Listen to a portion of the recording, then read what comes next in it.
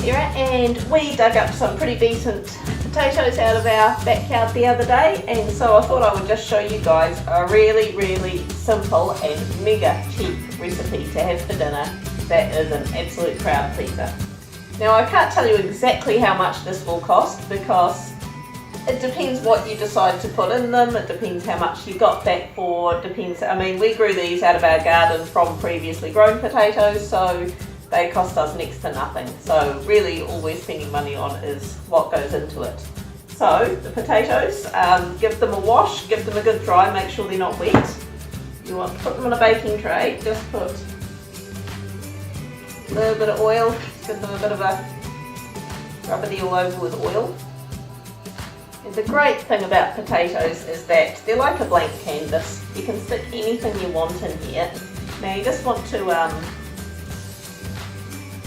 put a wee layer of salt all over as well, and that just helps to dry the skin out, give it that nice sort of leathery skin. Excuse the kids in the background if you can hear them. They weren't interested in being in the video today, that's their call. So then you just want to preheat the oven. My oven's preheating at the moment. You want it at least 200 degrees. Now just as a side note, I love cooking these on top of the fireplace. We haven't got our fireplace lit at the moment, but when we do, boy are these going on the fireplace. It's awesome. You put them on at about lunchtime. Just put them in a pot on top of the fireplace, and by dinner they are just, you know, they're falling to bits. You want to cook them for a good couple of hours, at least. You know, you want them to be really, really nice and tender. It depends on the size of your spuds, but these are not the best chili beans. Normally I would not buy these. I'd normally buy another cheap brand, but it was 99 cents from Pack and Save, so I bought these. I'm not one for really, really spicy food, but seriously, you can't even taste the spice in these. They were really cheap, I gave them a whirl, and they're not that great, but I've still got a can to use, so still going to use it. And creamed corn was also on special for $1 a can the other week, a couple of weeks back, so I stocked up and I bought a few cans, so mix these together, yummo. Now, as I say, potatoes, they're like a blank canvas, put whatever you want with them. Now, get a bit of silver beet from the garden that just needs using up, so I'm going to chop that up and stick that in as well. And we've got a bit of pastrami that I need to use up too. Considering in our situation, the potatoes cost us basically nothing. These cans were like $1 each. The silver beet came out of the garden. Pastrami is just sort of a bit that needs using up, but how many dollars worth is that? I'm going to guess it's maybe $1 worth of pastrami that I'm going to put in. So we're looking at about $3 that we've spent on dinner for 5 people. That's not bad. Oh, actually, I lie a bit. Might use $1 worth of cheese as well. A bit of cheese on top. Yeah. We'll say $4. $4 to feed 5. Come on, that's still cheap.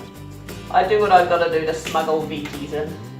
My kids know the drill. They've always got 2 choices. You either eat the dinner that's in front of you, or you don't eat it.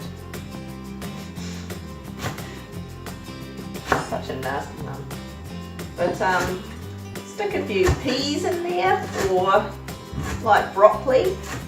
We have actually got some broccoli that needs using up as well, but I don't want to overdo the greenery with this. They consider this to be like a treat dinner, so you know, I don't want to make it too obvious that I'm smuggling healthy stuff. And the thing is, it actually is healthy. Kidney beans, potatoes, corn, so it is actually a healthy dinner. That's going to go in there as well. If you do your shopping at Pack and Save, it's worth looking, because of course there's the deli section which you can get all your ham and pastrami and stuff from.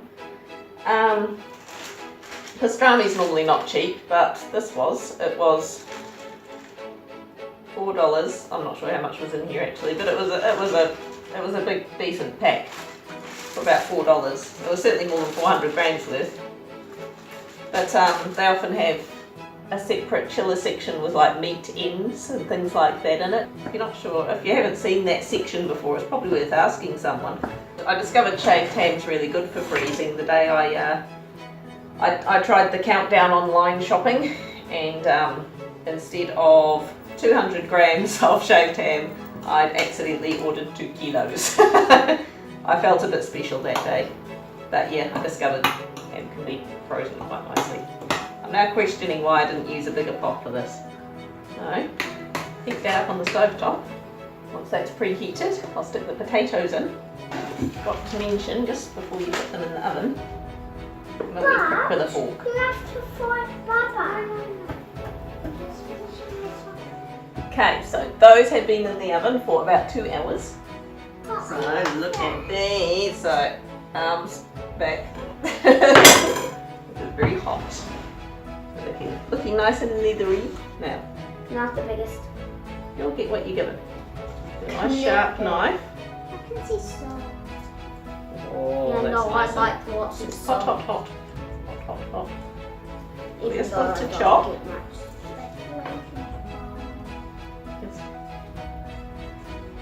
Because that's a bit hot to be handling.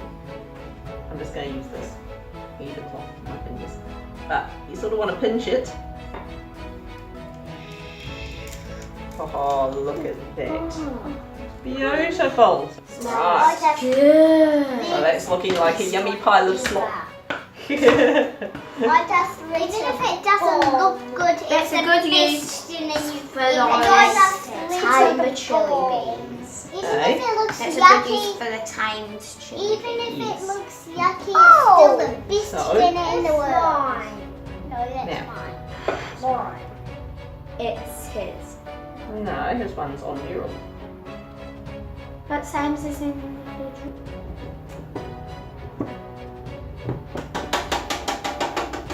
Only do it on your own one. This is mine. Remember mine's on the pile next to it. Whoa.